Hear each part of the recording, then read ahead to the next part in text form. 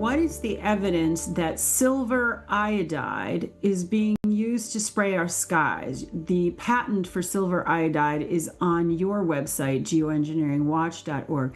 Tell us, what is silver iodide and is it being sprayed?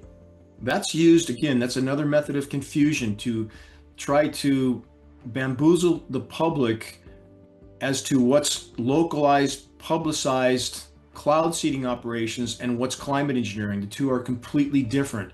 It's an ant compared to an elephant. So the localized cloud seeding operation, single engine propeller driven airplane with a few flares on the wings that might disperse 5 or 10 pounds of total material in a payload, compared to a military tanker like a KC-135 that can carry up to 100 tons in a single payload at lower altitudes.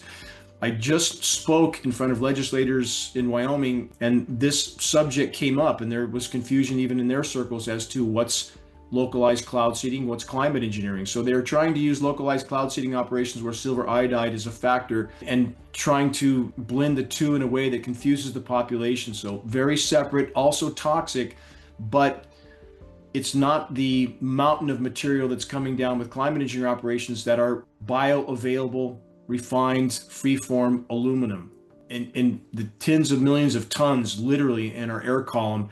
And that is so detrimental to all life forms. We're seeing death of everything from soil microbiome to cloud microbes. Again, this is an all-out assault against every living organism. So, Dane, in your view, is it the aluminum that is the most toxic and most bioactive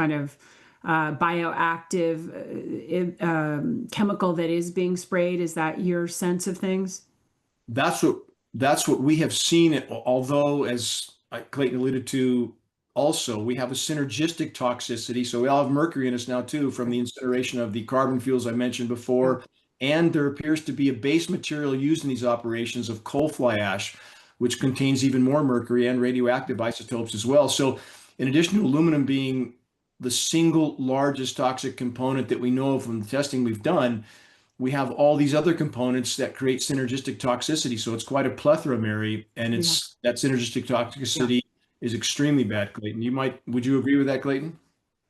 Oh, I agree 100%. And I think that, aluminum, I think it seems to me, and I'm piggybacking on work by you and others on this, but it seems that that's the single largest burden in the air column and so on. Dane said there's a host of things that have been used at one time or another, and they synergistically are toxic to us, to plants, to animals. And so I think that, one point that Dane made that really stuck in my head that he made just a few moments ago was that, we really shouldn't have aerosolized metals in our air, period.